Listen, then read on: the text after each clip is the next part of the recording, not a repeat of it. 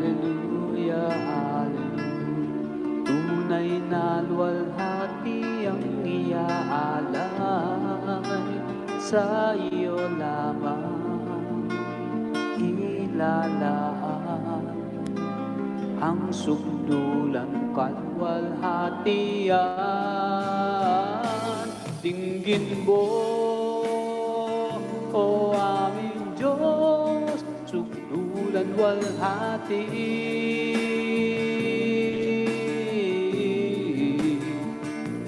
Dinggin mo, o aming Diyos, sukdulan walhati.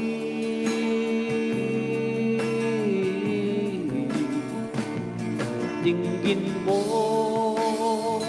o aming Diyos, sukdulan walhati.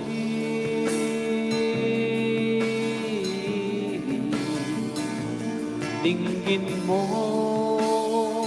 o aming Diyos, sukdulan walhati.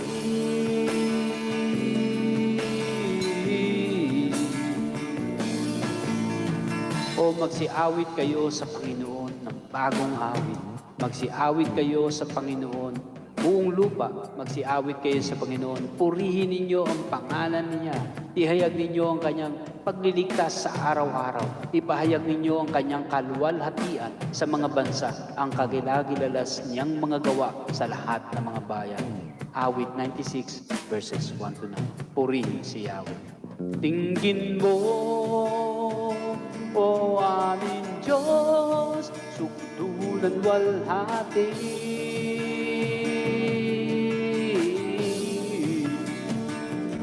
Dinggin mo,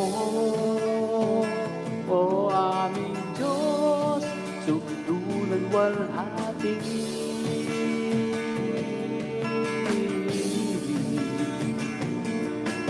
Purihin si Jesus. Purihin natin ang ating Panginoon. Purihin.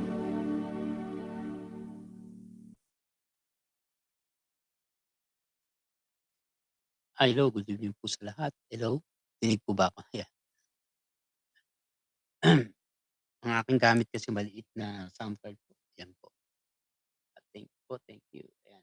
Tayo po yumuko, tayo po manalangin. Sa iyo po ang aming papuri, pagdakila o Diyos. Salamat po sa oras na ito. At sinasamahan niyo kami. Gamitin niyo po ang inyong lingkod sa oras pong ito. At Panginoon, salamat po sa inyo pong patuloy na pagsama po sa amin, Panginoon. Salamat po sa inyong ginagawa at inyo pong patuloy na gagawin na ikabubuti po ng bawat isa. Salamat po sa oras pong ito. Iba't ibang oras po kami. Dito sa Amerika, umaga na po. Sa ibang bansa, hapon. Sa iba naman po ay na gabi. Sa Pilipinas po, gabi na po. At I think it's already 8:54 PM po. Salamat po Diyos at we are grateful Lord God for everything. Salamat po sa inyong patuloy na pagpapala sa amin, Panginoon. Salamat po. Ito pinalapit namin sa inyong pangalan. Amen. Yan po. Ay, thank you. Ay, saan po cellphone? Tama. Hindi ko ihata cellphone ko. Yan. Ay, naku. Kuha ko na yung yung aking mic. Iba kasi maliit kasi yung aking isang gamit ko ngayon. Yan. Hello, hello. Parang labo ng isa ko. Yan, thank you po sa lahat at tayo po'y nasa pag-aaral po ng salita ng Diyos sa series po 'to, First Corinthians, yan. Ang ko pamagat First Corinthians. Tingnan natin ang First Corinthians, yan. First Corinthians 3:18 tapos hanggang chapter 4 verses 1 to 5, yan po. Okay, simulan na po natin. Thank you. Kyle, nandiyan ka ba sa baba? Baka gusto mong umakyat. Nakikita ko si Kyle may video, eh. Kyle, akyat ka sa taas, walang paakyat dito, si Kyle lang, Baba. Iyon. Ako wala. Nakikita ko nasa sinishare ni Kyle yung mga video. Salamat Kyle. Ayan po, yung mga clips, yan. Kinokopya ko yun, ta's nilalagay ko po. Si Kyle ang nagre-record. Yan, salamat po. Sige, 1 Corinthians 3, 18 tapos hanggang chapter 4 hanggang 1 to 5 yan po. Sige, simulan na po natin. Ay naku, alam niyo, tayo 'di ba mahilig tayong ikumpara ang sarili natin sa iba.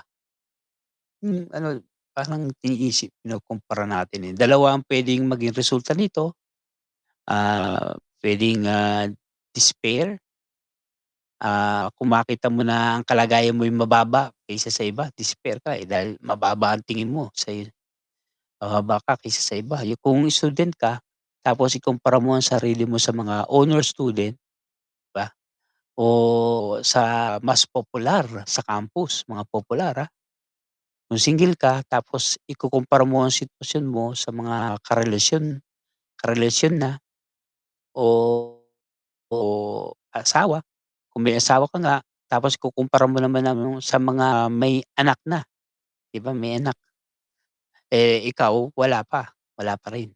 Kung pamilyado ka, ikukumpara mo ang pamilya mo sa pamilyang mukhang mas masaya, may sariling bahay at kotse, 'di ba? O titingin ka sa social media, makita mo ang mga friends mo na kung saan-saan nakararating. Mas maraming achievement, mas maraming ministry, ah, mas growing ang membership ng isang church, 'di ba? Um, O mas maraming ministries. Ah, pero ikaw naman, yung feeling mo mas nakakaangat ka sa iba, mas malaki ang church. Mas mahusay sa ministry, mas masaya ang pamilya, mas mataas ang ranking academically, mas mataas ang sweldo compared to others. Maaaring resulta naman nito ay pride, thinking, you are better than other people. Itong mga taga-Korinto po, ganyan ang problema. They feel proud of their association with particular church leaders. Ikukumpara nila kung sino ang mas mahusay, mas dapat sundin, si Pablo ba, si Apollos ba, o si Apostol Pedro. In a way, ikukumpara din nila ang sarili nila sa iba, kung sino ang mas tama ang loyalty, sino ang mas spiritual giftings. Ang burden ni Apostol Paul sa first 4 chapters ay para magkaroon sila ng shift of boasting. Heart issue kasi ito, heart issue, ang problema rito. Kung nakanino ultimately ang tiwala ng puso mo. Para mangyari yun, kailangan itama ang pagkilala nila sa sarili nila, sa ibang tao, particularly sa mga human leaders, at higit sa lahat, tamang pagkilala sa Diyos. Gagawin 'to ni Apostol Pablo dito sa text natin ngayon sa, ating pag-aaralan sa, 1 Corinthians chapter 3, 18 tapos lipat tayo hanggang ano po 'yan, hanggang, chapter 4 verses 1 to 5 in a series of 4 commands na related dito. Ano po, malinaw sa dito po, ang intensyon ni Apostol Pablo na huwag higitan ang sinasabi sa kasulatan. Yun naman kasi ang panukat natin, yung Word of God para maitama ang isip at puso natin. End? To what end? Para huwag ninyong ipagmalaki ang sino man at sabihing nakakahigit siya o kayo sa iba. 'Di ba sa ano, hmm, let him who boast in the Lord, 'di ba? 1 Corinthians 1:30 to 31.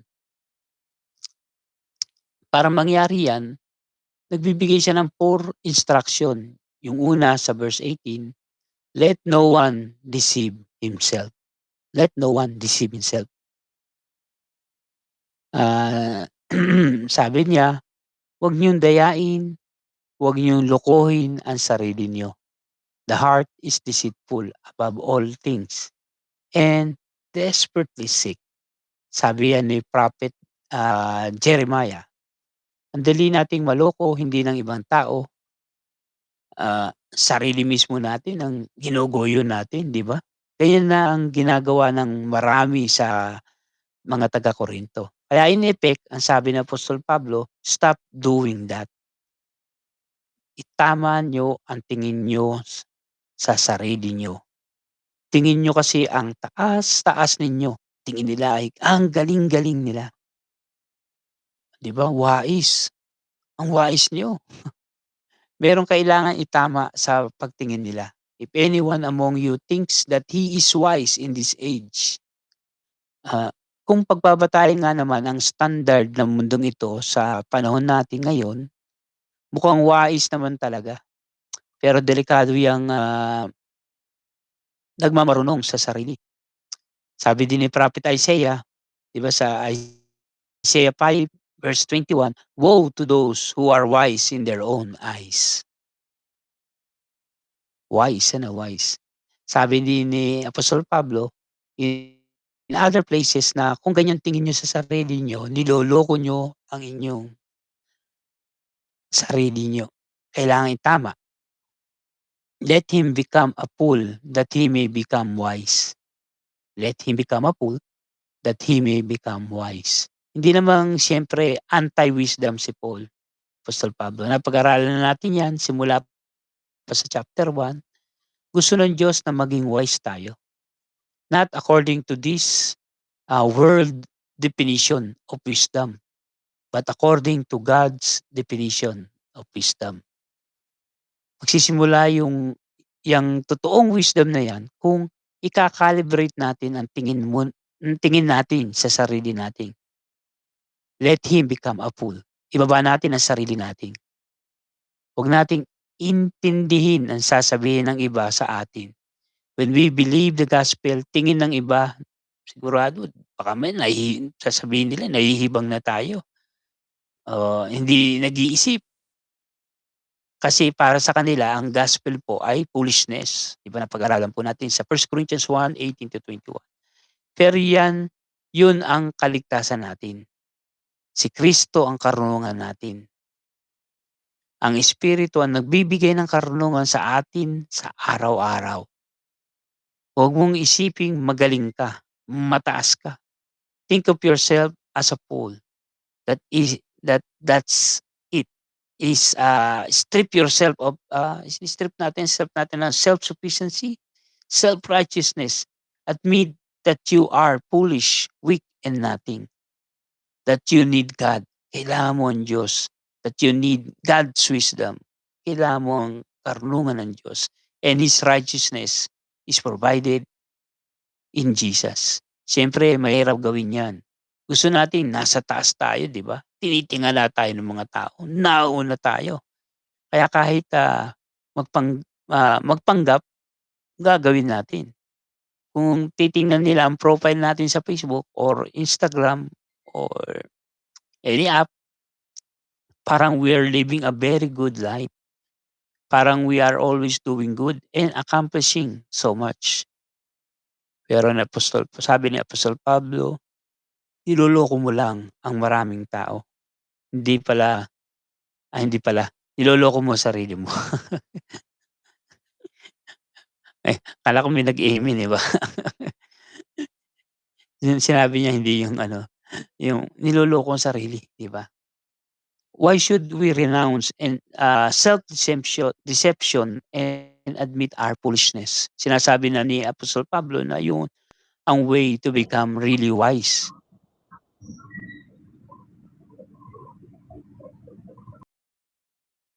At yun ang sabi niya sa verses 19-20. Sabi niya dito, ang karunungan ng mundong ito sa paningin ng Diyos ay balewala lang. That's just a recap ng mga sinabi na niya sa 1 Corinthians 1, chapter 1, 18-25. Napag-aralan natin. Hindi dahil he just, repeating himself, pero dahil our heart is deceived.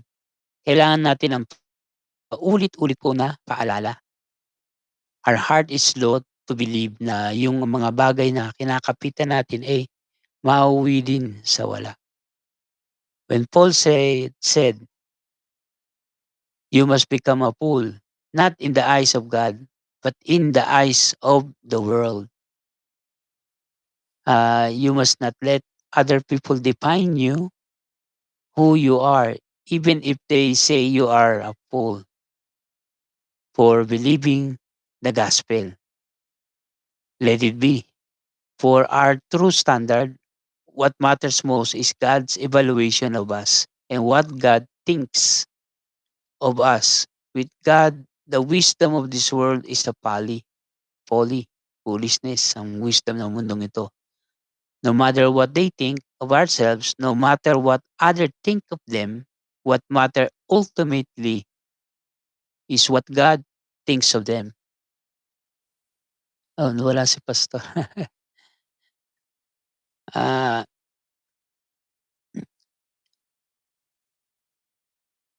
hmm, ano po sa 'di ba sa chapter 1 verses 19, he cited sa Isaiah he cite ni Apostol Pablo yung Isaiah 29 verse 14, which is to support his argument, sinusupport yung argument. Here, he uses 2 scriptures to support that both, from wisdom literature.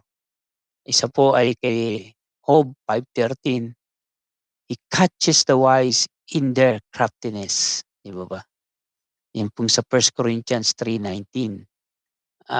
Plano ng Diyos ang magtatagumpay. Magtatagumpay talaga ang plano ng Diyos. Kung anong plano ng Diyos, yun yun. Ano man ang balak ng tao, kung hindi pahihintulutan po ng Diyos, kaya niyang pigilin.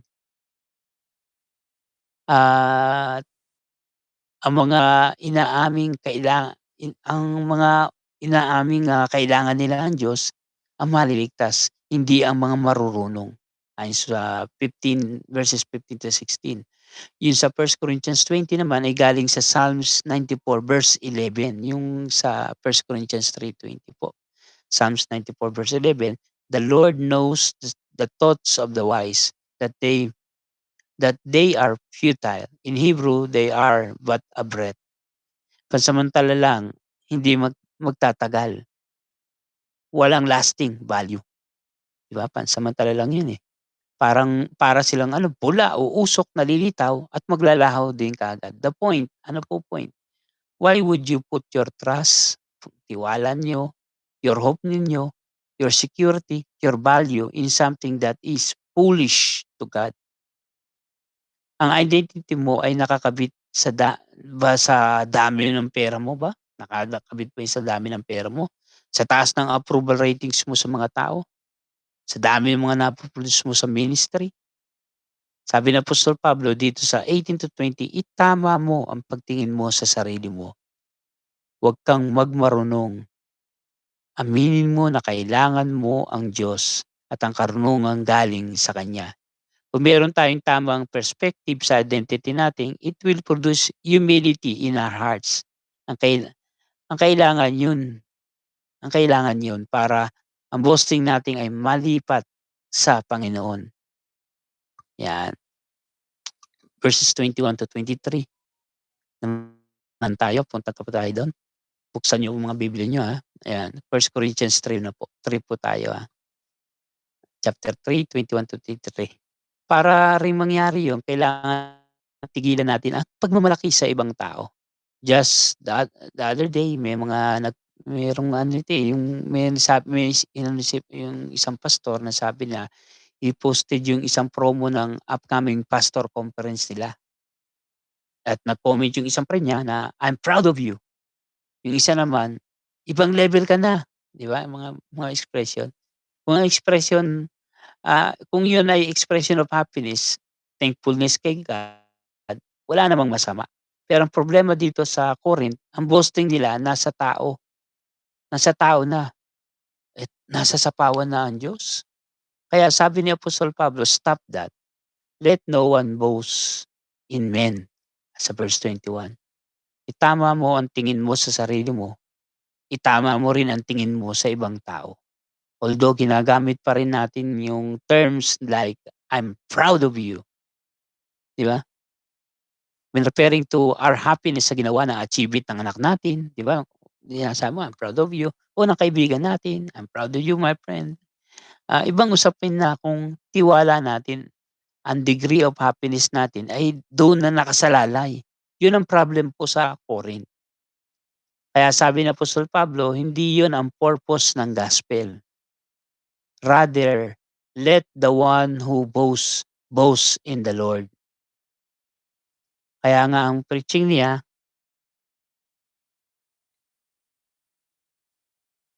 lumiring ang aking cellphone. Okey.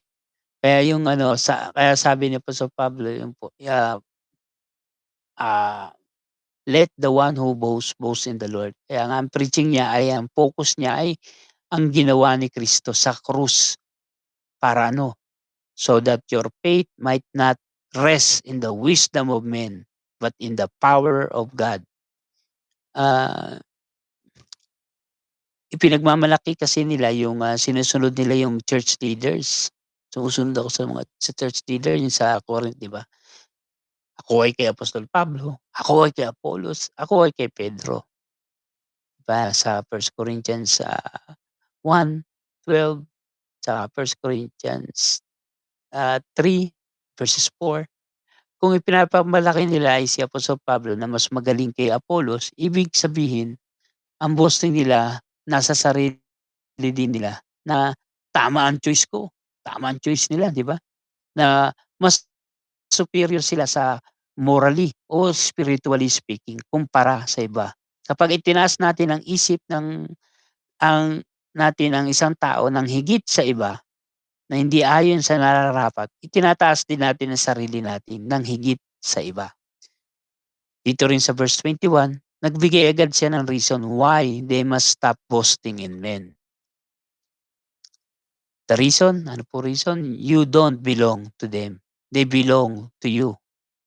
Lahat sila sa inyo. Lahat ng bagay sa inyo.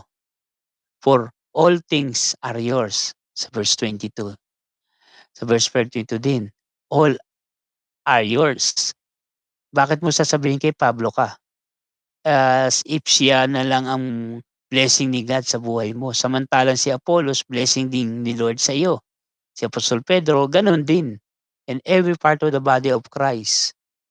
Walang kanya-kanya sa inyo. Lahat yan. 'Di ba? Walang kanya-kanya, sa inyong lahat 'yan. Bakit ka magmamalaki kung alam mong sapat-sapat ang blessing ni Lord para sa bawat bahagi ng church, 'di ba? Sandwich dun sa mga two statements na 'yun, ang ibang example kung ano-ano ang kasama sa lahat-lahat.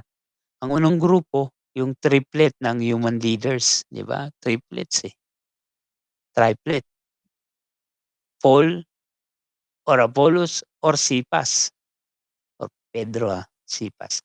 Huwag niyong pag-aagawan 'yun, ah, yung pagkukumparahin kung sino ang mas mahalaga. Blessing ni Lord na may nag-share, 'di ba, nag-share sa inyo ng gospel. Blessing ni Lord na may nagpapatuloy na magturo at mag-disciple sa inyo. Blessing ni Lord na merong nagpe-pray para sa inyo. Bawat labor of harvest sa harvest field ni Lord, blessing sa inyo. 'Di ba sa bawat bahagi ng building ay kailangan, 'di ba, bawat bahagi ng building kailangan. To focus on one part of the project as if, we were everything is to cut our oneself off from the project as a whole. To fasten and do exclusive and affection and loyalty to one leader is to deprive how much there is to receive from all the others. In other words, factionalists overlook the wealth of the heritage as we as Christians properly enjoy. Bukod sa mga taong yan, isinasama niya tayong lahat. The world of or the world or life or death. Paramihan kasi ng possession ng mga tao ngayon. Anong mga possession, 'di ba? Kung sino ang mas maraming pera, kung sino ang mas marami at malayo ang mapupuntahan. Ang ang magagarang ang sasakyan, ang magagandang bahay, nakapag-aaral na sa magandang eskuwelahan, exclusive schools, everything this world can offer. Christ give us more. Christ gives us more. At anong mapapala mo kung makamtan mo man lahat ng 'yan, 'di ba, pero mapapahamak naman ang kaluluwa mo. Ano ang mahalaga? Ano ang ano po yung halaga ng buhay kung hiwalay ka kay Kristo? Ano ba halaga nun ng mga gano'n, mga bagay sa mundong ito? Ang kamatayang kinakatakutan ng mga wala kay Kristo. For those who are in Christ, to live in Christ and to die is gain. Philippians 1:21. Ang halaga ng buhay nating nakakabit kay Kristo. The present or the future? Oo, maraming trouble sa buhay natin. Maraming pagsubok, maraming problema, pero ang security natin po ay na kay Kristo. Wala po sa mundong ito. Ang promise niya ay hindi pina-promise ng ating Panginoon ang comfortable life. 'Di na natin kailangang matakot o mabahala sa mangyayari bukas.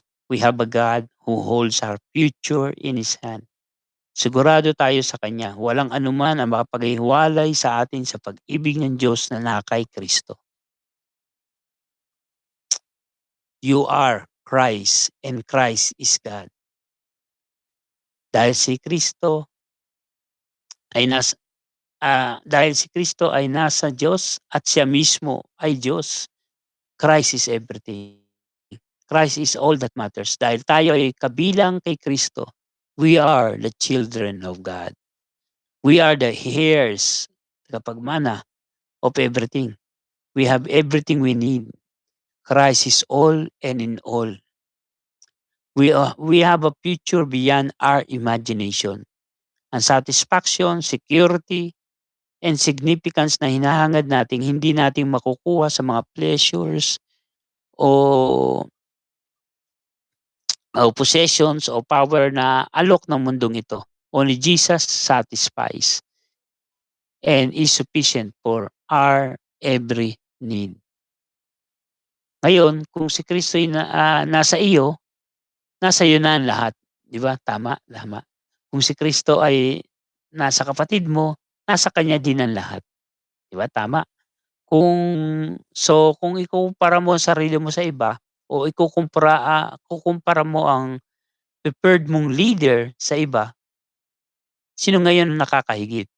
Meron ka bang basis na nagmamalaki sa sarili mo o sa ibang tao? Kung alam mo ang kasapatan at kasaganahan ng pagpapala ng Diyos sa iyo at sa mga church na kinakabibilangan natin, sa halip na magmalaki, maging kontento tayo at thankful sa Panginoon. Siya lang ang pagmamalaki natin kasi lahat ay nasa ilalim niya, pati yung mga tinitingala nating human leaders. Kaya pagdating dito sa chapter 4 naman po, sinasabi naman niyang gawin gawin nila ay itama ang pagtingin at pagtrato sa kanila. This is how we should, regard us sa verse 1 sa chapter 4 na po tayo, ha. Masarap naman talaga na sa pakiramdam, masarap po talaga sa pakiramdam na tinitingala ka ng mga tao at sinusunod ka, ginagalang ka. Pero dapat yung nasa tama lang, 'di ba? Hindi sobra, sobrang taas ang tingin sa atin. Ano yung tama? As a servant of Christ and as stewards of the mysteries of God, ang church hindi isang business enterprise yan, o ordinary organization or a secular government. So ang mga leaders, nito sa church ay hindi po mga CEO, hindi bossing, hindi mga managers, hindi mga authoritarian leaders, hindi mga diktador. Ang sila ay mga stewards, servants and stewards. Ito ang biblical picture ng Christian leadership, servants and stewards. Servants of Christ. Ginagamit niya yung, servants sa verses, chapter 3 verses 5 to refer to him and Apollos. Pero yung Greek doon ay diakonos, with emphasis sa responsibility nila na gawin kung ano ang, ang ano ang para sa kailangan ng church. Dito naman sa, ah, ano 'to, English 'to, words na ito sa Greek, huperetes. Ang mga allusion 'to ay, isang rower or yung nagtatrabaho sa pinakamababang bahagi ng barko. Pinakamababang bahagi ng barko yun ano, yung mga ganito, eh, servant of Christ. Ang emphasis ay isa pong, lowly position nila kumpara kay Kristo. Si Kristo ang master, hindi si Pablo. Hindi ang pastor, si Kristo ang master. Maitatama lang ang pagtingin natin sa ibang tao kung tama ang tingin natin kay Kristo. Servants, stewards, kanina servants of Christ, ngayon stewards of the mysteries of God. Iba sa karaniwan gamit natin ngayon, like yung mga flight attendant. Ito ang galing sa, ah, oikonomos, household manager. Slave din siya, slave din. Owned by the master. Hindi siya ang owner, katiwala lang siya. Kung ano ang sabihin ng amo, yun ang gagawin niya. Ano ang pinagkakatiwala po sa kanya? The mysteries of God, the message of the gospel in all its fullness in the world. May mga panahong we Christian leaders are not acting like servants and steward. Pero ganito din ang da pero ganito dapat ang maging tingin natin sa amin, pagtrato at panalangin niyo sa amin. Bakit? Kasi ang gusto ng Diyos ito, moreover, it is required of the stewards that they may be found faithful.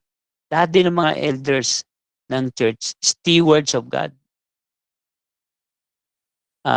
Lahat din ng mga nagse-serve sa ministry, stewards of God's grace. Lahat tayo dapat ang goal nating maging faithful and trustworthy. Maging faithful and trustworthy. Gawin kung ano ang gusto po ng Diyos. Accountable tayo primarily sa Kanya, hindi sa church, hindi sa ibang tao. Let us then be faithful. Yun ang hanap ng Diyos, hindi yung, maging popular tayo, tingaliin tayo ng mga tao, maraming followers, o makakapag-attract ng malaking crowd, but be faithful. Paalala sa atin mga leaders sa ministry, paalala din sa lahat na bantayan niyo ang puso namin. Baka inaagaw na namin ng glory para sa Panginoon, baka gano'n, 'di ba? It is not good not to be good for hindi maganda 'yun para sa amin. It will not be good for you too. How do you look at your leaders? Sobrang taas ba ang tingin mo sa leader mo? Kung ano ang sabihin niyo sa inyo, paniniwalaan niyo agad. Sunod-sunuran kayo kaagad. Kulto 'yun kapag gano'n, kulto. O baka tulad ng iba, sobrang baba naman parang alipin na always at parang alipin na ang tingin, 'di ba? Ah, at your service na hindi mo iniisip kung paano naman sila mapaglilingkuran. If you are a leader, how do you look at yourself? Do you look down on others or pity yourself? Kasi mukhang makakaangat ka ba sa iba? You are already a slave of King Jesus. We are slave. Meron pa bang mas tataas sa kalagayan mo ngayon? At kung si Jesus ang hari, sa kanya rin tayo mananagot pagdating ng araw.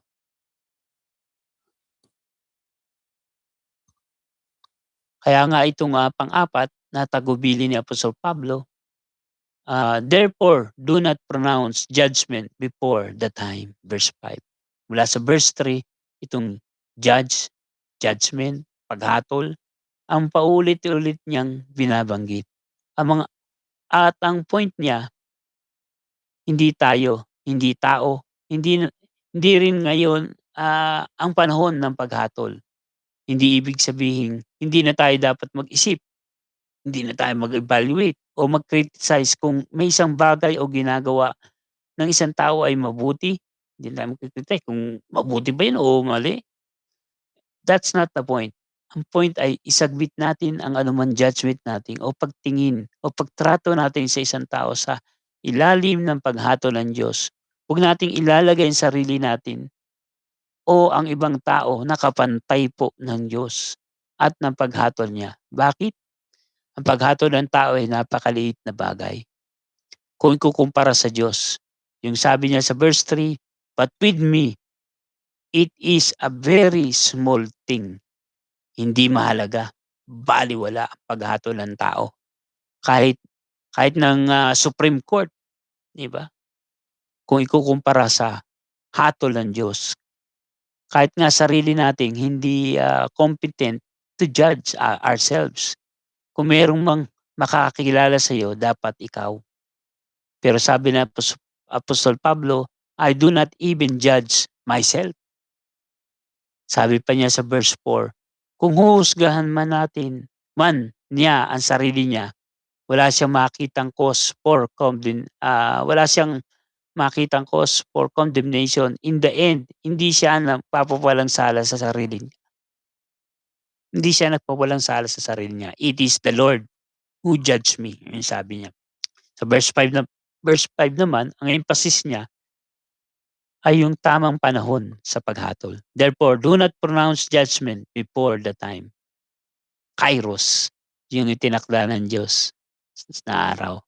Before the Lord comes. Ang araw na yon ay araw ng pagbabalik po ng ating Panginoong Hesus. Siya po ang hahatol. A judgment day is coming to this world. Siya lang ang ultimately and competent to judge kasi siya lang ang nakakakita ng lahat ng puso natin.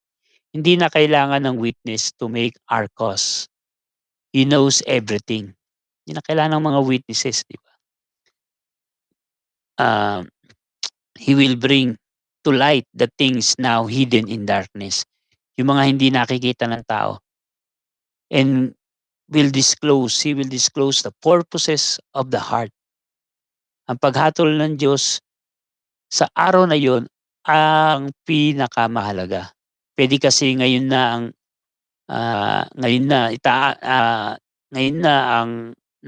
taas ng tingin sa atin ng mga tao. Puwede. Kasi maganda ang nakikita nila sa atin. But they don't know the evil and selfish intent of our hearts. Or they can, have a low opinion about us kasi extremely we don't look that great. Pero hindi naman nila alam yung purity and God-centeredness of our heart's motives. This is absolutely important. Recently, medyo roller coaster ang mga emotions, ayan. Yung isang pastor sabi niya, "Parang roller coaster ang emotions ko sa ministry." Sabi niya kasi nagkaroon ako ng tendency to evaluate how I preach. Minsan ini-evaluate, eh. Minsan feeling ko hindi okay. 'Di ba sabi ng isang pastor po 'to, isang testimony, kaya last Sunday nung Sunday daw, hindi siya ganado sa preparation niya sa preaching. God knows what yung ano sabi niya, God knows, alam ng Diyos ang aking kailangan, what I need. Sabi niya, he received prayer and encouragement sa asawa niya. Then, yung tatay niya tinext siya affirming na good ang sermon yung narinig niya ng linggong yun. That means a lot to him.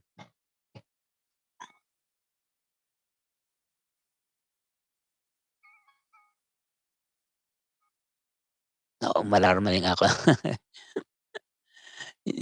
Yun naman kasi ang pinakamahalaga. We must not let ourselves, or anyone else judge in the court or of human opinion. It is God's opinion that matters. What God says about you trumps all other opinions. Kaya sabi ni Apostle Pablo in the end ng passage natin, then each one, yung mga those who serve trusting Christ will receive His commendation from God sa verse 5. Ang papuri, parangal at approval na galing sa Diyos sa araw na yon ay million times better than sa mga panandaliang papuri panandaliang parangal at approval na matatanggap natin sa mga tao sa ngayon. So, ano man ang narinig nating na judgment from other people, maganda man o hindi, that should not affect how we push through sa ministry.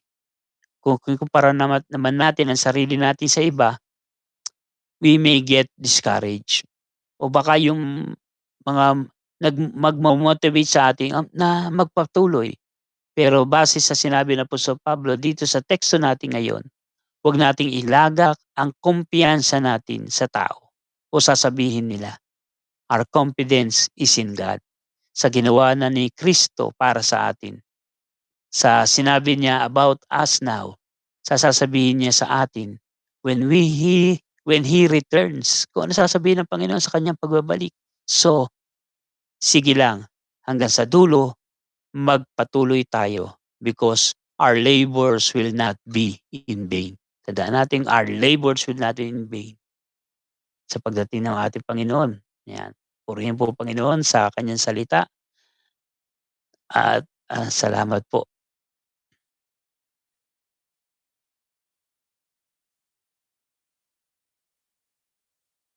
Tayo po yung yumuko, tayo po yung manalangin. Purihin po ikaw, O Diyos. Salamat po sa inyong pong patuloy na pagsama sa amin, Panginoon.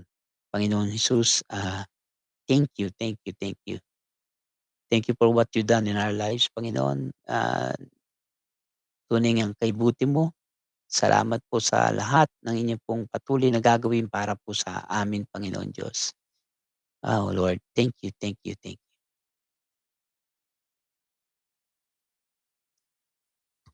Amen and amen. Yes, Mai. Hello.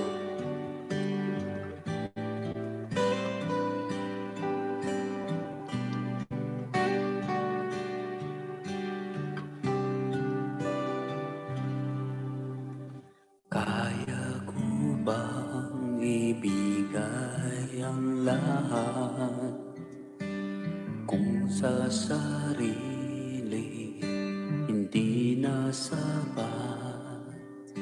Kiraming kulang, di kayang punan.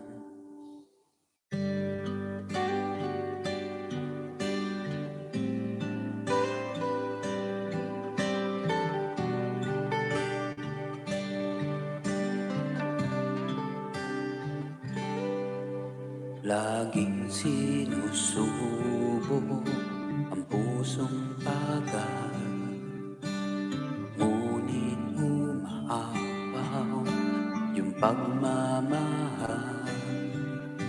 Iaming kulang ang iyong pinunan.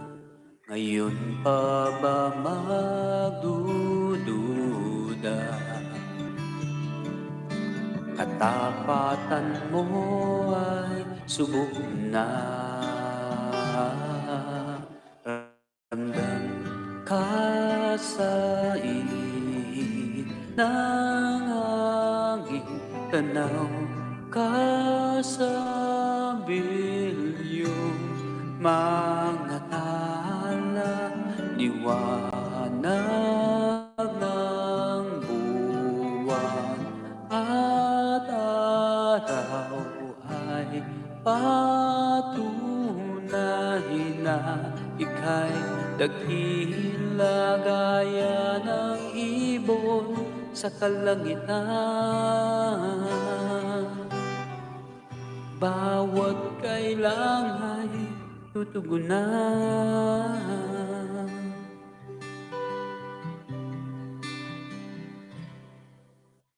Sabihin mo lang ang iyong salita, handang makinig at sa'yo'y magtiwala. O aking Ama, sa'yo lang aasa. Inumin mo ang pagdududa, katapatan mo ay sapat na. Ramdam kasain ng aking tanaw, kasabilyong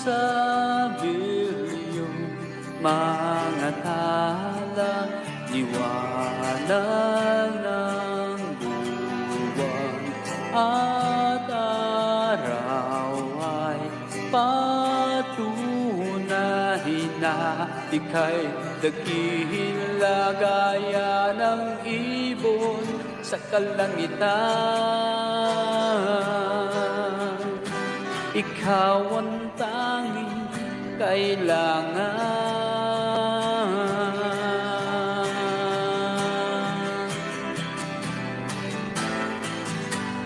Panginoon, Ikaw ang aming tanging kailangan, walang hanggan at tunay ang iyong katapatan. Panginoon, Ikaw ang aming tanging kailangan, walang hanggan at tunay ang iyong katapatan. Gaya ng ibon sa kalangitan, ikaw ang tanging kailangan.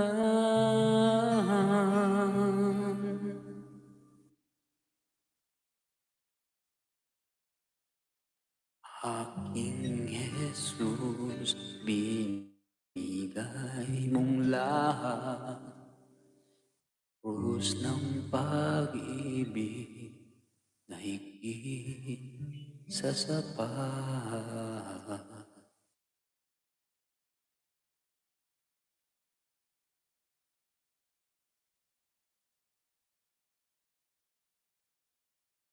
Thank you po Lord, salamat po.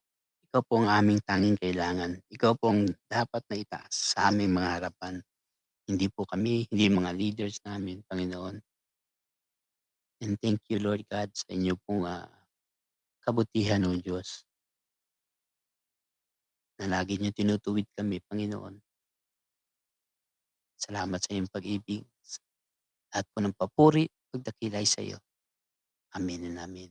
To God be the glory. Dali, hindi ko alam paano yung palak ko dito sa aking Sige po. Salamat po. To God be the glory. And dali, tingnan ko. Hindi ko makita kasi. Parang hangin lang. Thank you, thank you. Salamat po, Pastor. Yan po. Yan ako. Iba kasi yung ko eh. Ay, nahulog. Pastor Sam, ano lang? Nasaan na si Pastor Sam? Kamusta po tayong lahat? Ayan, so, ano yung natutunan natin ngayong gabi? Ayan, meron ba tayong natutunan sa mga atin pong napag-aaralan? Gising po ba sila, Pastor Rams? Pastor Ramses, tulog Baka na na. yata. Baka na.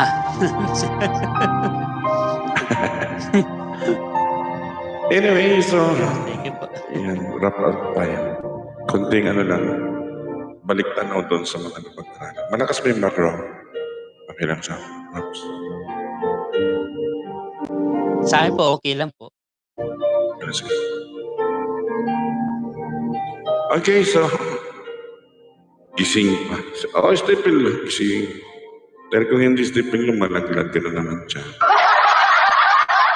Anyway, so, isa pong bagay na napakaganda po na tayo po'y sama-sama minsan pa. And, as like what I I've been, what you call this, message last Sunday sa church. A blaze for Jesus. Hindi para kung kanino man. And this chapter, no, sa chapter 3 to 4, hanggang verse 5. And rarap up lang natin doon sa mga napag-aralan natin para mas lalong luminaw. So, kung papamagatan natin ito, I rather make a title like Living for God's Evaluation, not man's applause. No, sa evaluation ng Panginoon. And of course, Paul corrected the church in Corinth for chasing human wisdom, human approval, and human comparisons. And of course, he directed them to a higher focus, which is faithfulness before God. Because God is the final judge. Pwede tayong musgahan ng mga tao. Pero higit na dapat nating tingnan, our God is the final judge to us. Husgahan man tayo ng kahit sino. Basta't mahalaga, importante. Ay, huwag ka na. Mahalaga na nga, importante pa. Ang mahalaga is yung puso po natin ay nakadirect lagi sa Panginoon. Nakasintro lagi sa Diyos. So, unang bagay na sinasabi ni Paul, na we don't be deceived by human wisdom. Kaya sinabi niya doon sa verse 18 to 20, if any of you think you are wise, by the standard of this age, you should become fools so that you may become wise. So parang ang lalim. Napakalalim na sinasabi ni Paul. Because Corinth admires philosophers and eloquent speakers. Yung nag-a-admire sila doon sa mga galing na speakers. Alam na, handsome like me. They measured spirituality, Pastor Sam, nandiyan ka ba? By intelligence and personality. So yan po yung nakikita dito sa Corinto. Yung pong personalidad ng tao. At sabi niya kanina ni Pastor Sam, baka may kumpara. Don't worry, Pastor Sam, we are the same. Yeah. We are all the same, human. And we are all the same, handsome, pogi, gano'n. So Corinth admired philosophers. They measure spirituality by intelligence and personality. Paul says, real wisdom looks foolish to the world. So matanda si Paul. At totoo naman yung sinasabi niya. Kasi maraming tao nagdudunong-dunungan. Pero sa Panginoon, kamangmangan po yan. Ang katotohanan na sinasabi ni Paul, we cannot be wise in God's eyes if we are trying to embrace the Word. No?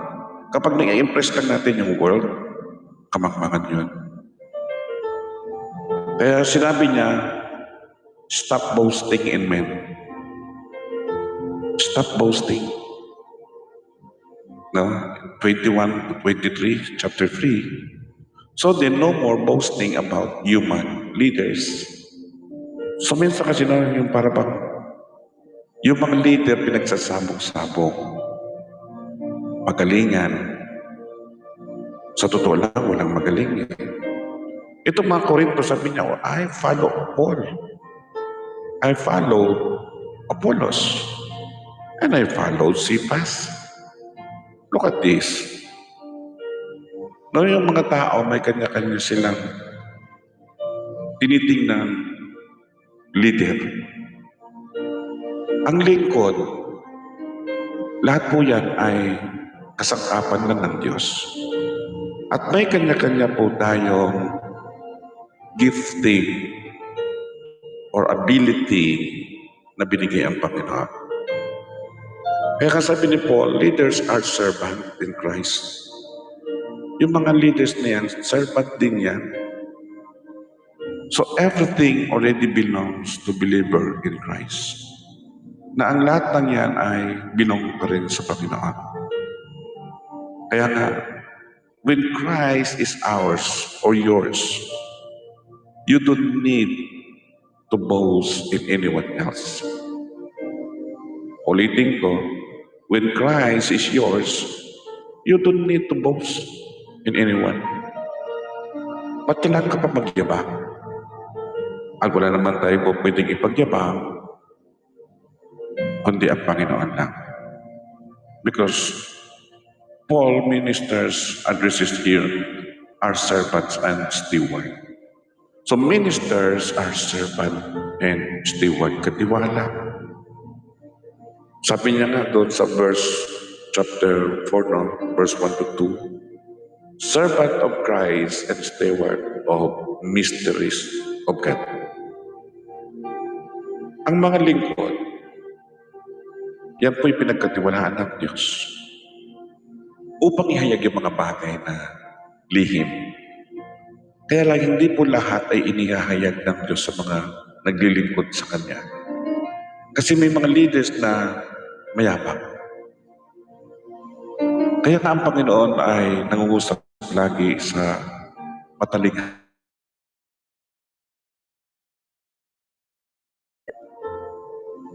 Kaya nga dalawang bagay yung sinabi ni Apostol Pablo dito sa chapter 4. The two identities of the true servant of God. Una, sabi doon yung servant, it is belong to Christ, truth. Pag sinabing stewardess ka, pinagkatiwalaan ka ng Panginoon. You are entrusted with God's truth. And I believe na lahat ng mga naglilingkod sa Panginoon, pinagkatiwalaan niya. And it is required that those who have been given a trust must prove faithful. Kapag pinagkatiwalaan tayo ng Diyos sa isang ministeryo, kailangan maipakita natin sa Panginoon yung katapatan natin.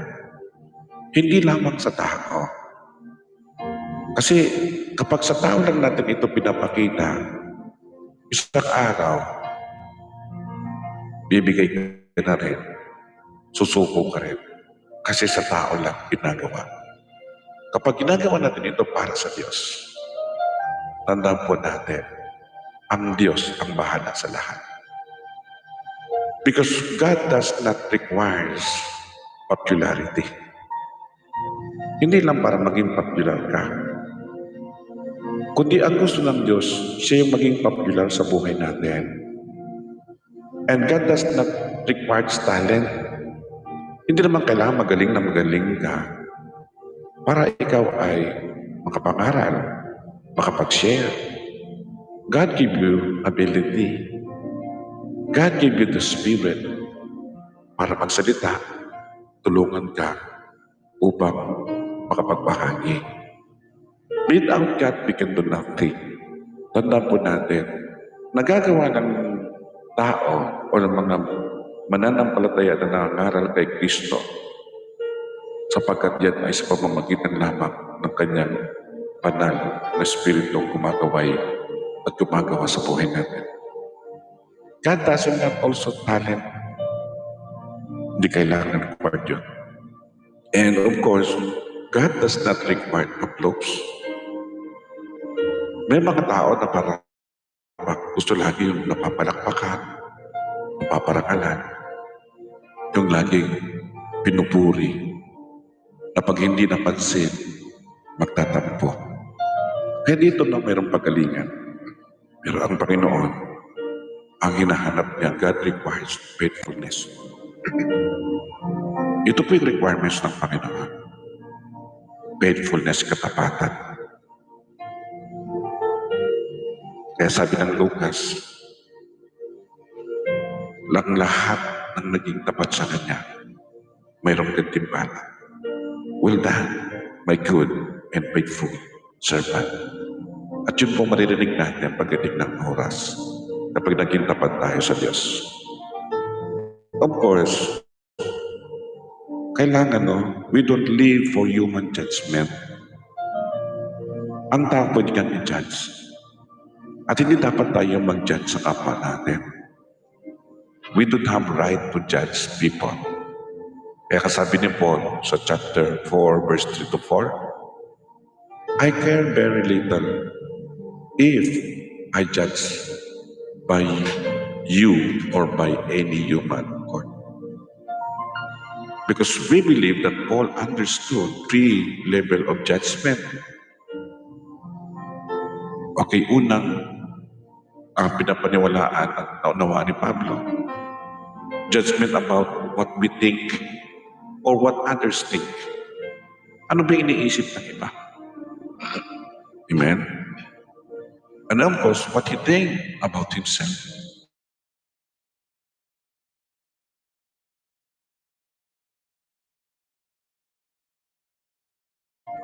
Tanda po natin, even in a clear conscience is not the final standard doon sa judgment na yun. It is God. Ang Diyos lang ang mayroong final judgment sa buhay natin. Well, people can judge you. People can say anything to you, but God has something to say. He loves you more than enough. He never changes. God is a loving God. God is a faithful God. So the truth is, spiritual maturity is when you are no longer controlled by people's opinion. So doon mo lang makikita ang taong mature kapag hindi na siya kontrolado ng opinion ng ibang tao. And of course, Paul was saying, wait for the Lord's judgment. Yung verse 5, judge nothing before the appointed time. Wait until the Lord's come. Why? Because only God sees our hidden motives. Only God sees the secret faithfulness. Only God sees the inner intention of the heart. Only God. Kaya nga doon, nakikita ng Diyos eh. And then, each will receive their praise from God. So, ang bawat isa sa atin ay makakatanggap doon ng papuri sa Diyos. So, ngayong gabi, napakaganda ng usapan. Ito yung iingatan natin. Ingatan po natin yung kung magkaroon tayo ng ganong attitude. Because this passage is strong correction to the Corinth church about pride, wrong standard of wisdom, and wrong view of Christian leaders. So we have to reject the deception of worldly wisdom. Reject. And then stop boasting in men and understand the true role of God's servant. Understand.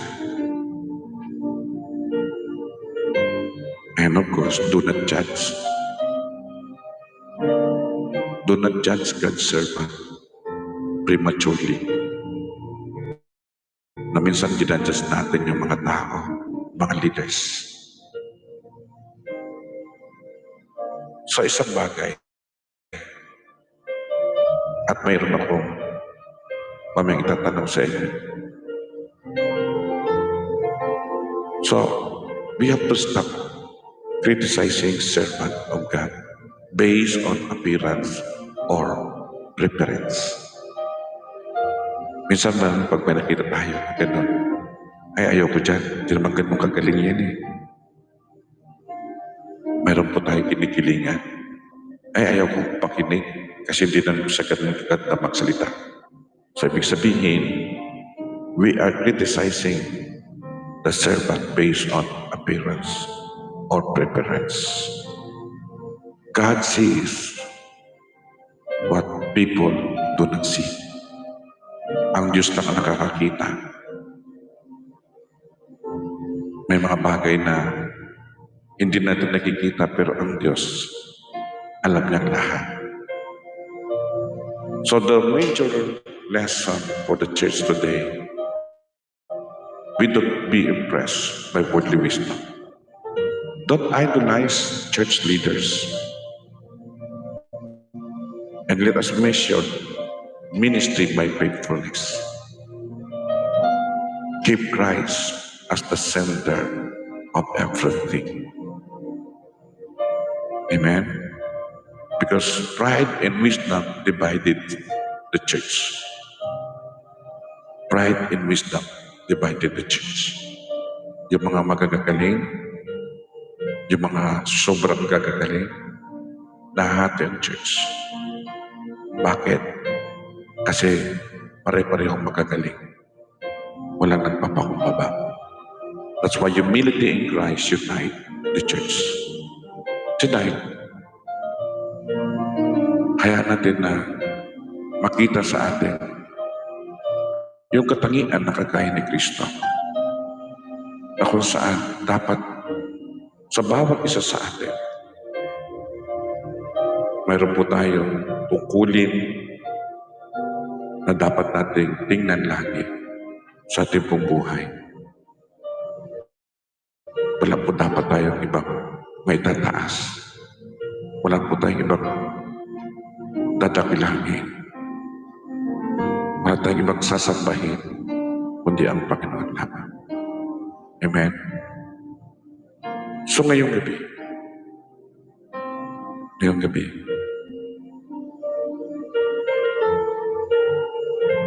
have we been proud in our thinking? Naging ma-proud ba tayo sa ating pong pag-iisip? Minsan ba ganun tayo? Or have we placed men where only Christ belongs? So let us humble ourselves and return to Christ as the center and ask God to make us faithful steward rather than proud spectators. Amen. Kaya natin sa gabing ito na ito po'y makita sa bawat isa sa atin. Don't be impressed by the world wisdom. So thank God dahil pinapaalala po sa atin ng bawat isa sa atin ay laging magpakumbaba. Lagi po natin tingnan na ang Diyos lamang ang atin pong itataas sa atin pong mga buhay. Kaya ngayong gabi, let us kumbaga suriin po natin. Suriin natin ang ating sarili. Kamusta po tayo? Kamusta po yung ating pong paglilingkod? Mayroon ba tayo nagiging ugali na minsan na ganito? So it's time to make a change. At hayaan po natin ang Diyos at siya maging lahat sa buhay natin. Amen? God is our all in all. And I will sing this song. At patuloy natin na bigyan ng papuri ang Diyos. Mamaya po ay mag-press one po kayo. Gusto niyo po magbigay ng something reflection. Amen. Sa buhay. You are my strength when I am weak. You are the treasure that I see. You are my all in all. Seeking you as a precious thing. Lord, to give up, I'll be a fool. You are my all in all. Jesus, Lamb of God, worthy is your name. Jesus,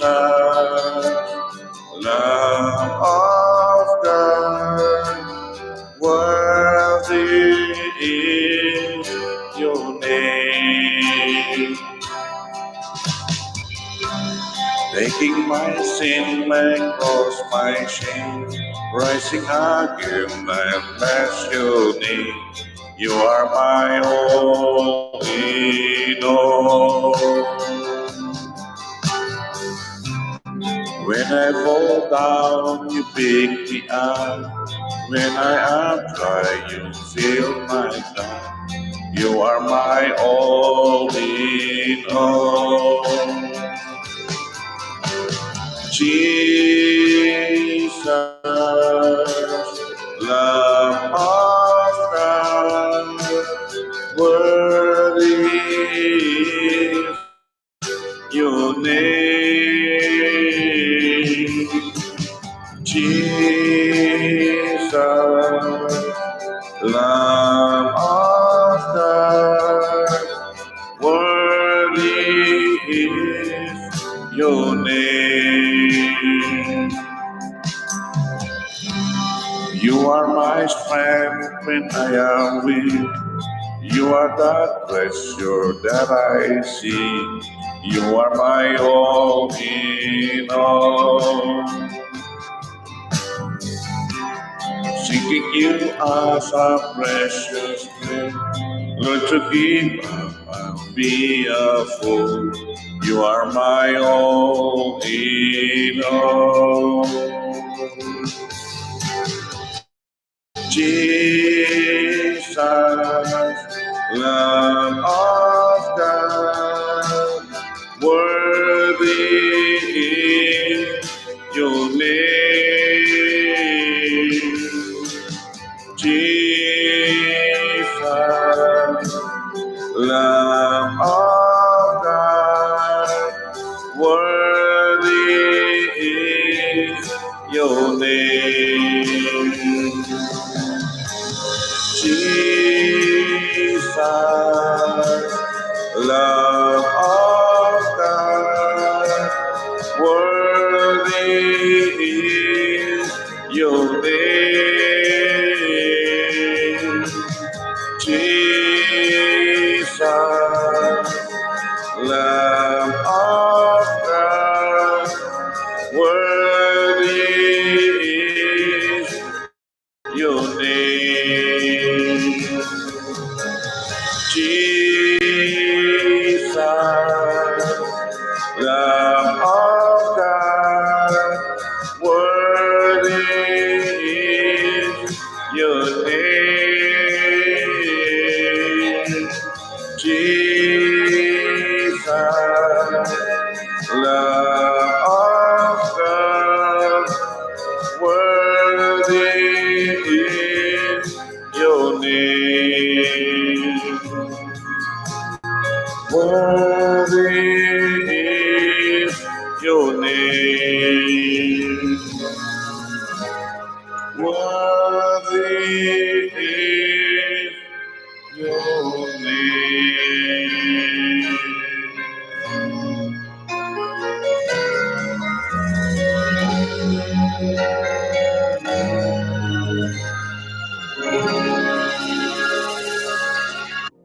Amen.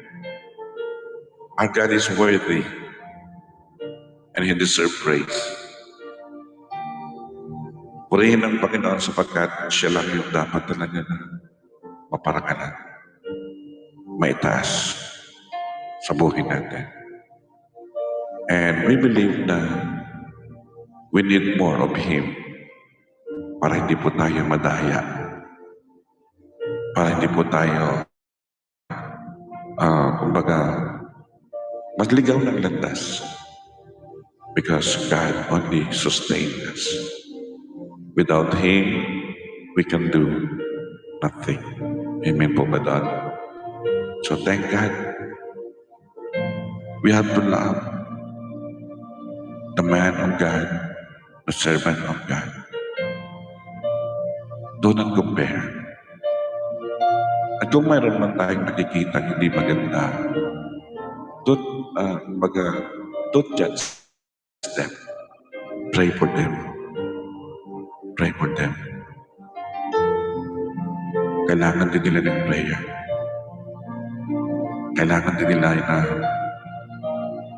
kumbaga, maproteksyonan yung kanilang sarili sa pamamagitan natin. At hindi natin kailangan na kumbaga ipagkalat pa kung mayroon man silang kasiraan. Let God be the judge. Amen. Mahirap po kasi kapag tayo po ay mapaghusga, baka later on, isa rin tayo doon. Lahat po tayo nagkakamali. Lahat po tayo ay nagkukulang. Lahat ng tao may kahinaan. Lahat ng tao may kasiraan. Subalit salamat na lang sa biyaya ng Diyos. Mahal tayo ng Diyos. Anong paman ang ating nakaraan, ano paman yung ating pong pinagmulan, ang Diyos ay Diyos na mapagmahal, na kailanman hindi po siya nagtatanging ng tao. At napakabuti niya sa atin. Amen. God loves us so much. What a mighty God we serve. Purihin ang Panginoon. Amen. So, ngayong gabi, meron po ba gustong share? Or kayo po ba'y nakaranas na ng gano'n na kayo mismo yung parang kinukumpara, kayo mismo yung parang napapag-usapan? And then what is your response? And how do you overcome? Amen. Siguro naman dumaraan tayong lahat pa. I don't know. Baka ako lang. Kasi ako dumaan sa ganun. Pero sabi ko nga, matagal na akong sira. Wala nagsisirahin pa. At alam ko ang Diyos ang bumubuo sa atin. Hindi pa tapos ang Diyos sa bawat isa sa atin.